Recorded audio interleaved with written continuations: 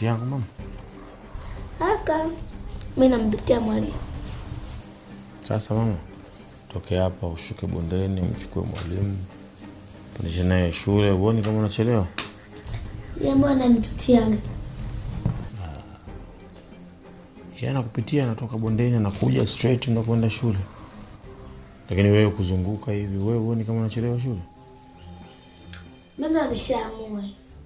Nenda kumpitia.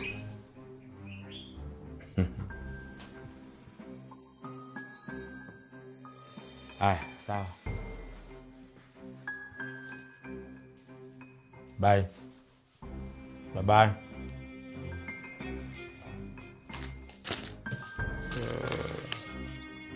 Wewe kijana. Ametokea wapi huyu? Sasa unamuuliza nani hapa? Na wote tumeshuka.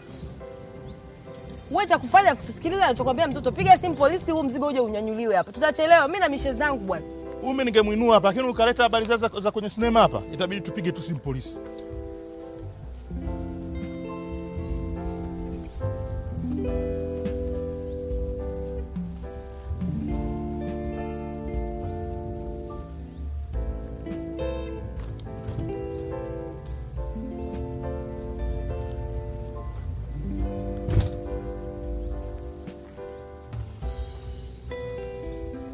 Wetina, sio vizuri kumrekodi mtu akiwa jitambui. Kwa nini nikasema? Sheria za haki za binadamu za kimataifa ndo zinasema. Kelele wewe. Wewe mbona unajifanya unajua sana sheria wewe? Yaani ni bora huyu ndo angekuwa mtoto wa kiume au kama mtoto wa kike?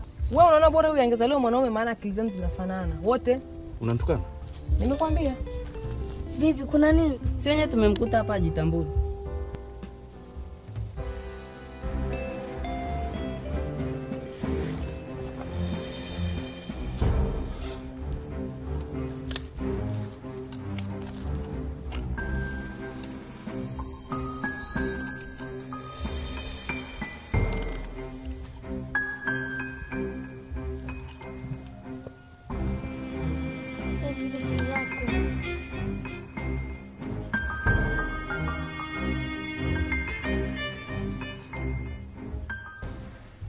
Amefariki.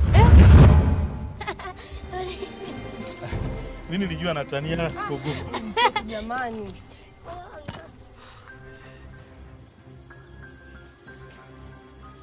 Jirani? Bwana.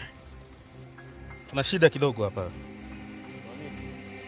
Huyu bwana hatumjui, tunatoka tunamkuta ameanguka hapa. Sasa sijui ana matatizo gani, maana hata sura yake hatuijui. Tumemkuta hapa sisi. Hata tujue katokea wapi, ana tatizo gani.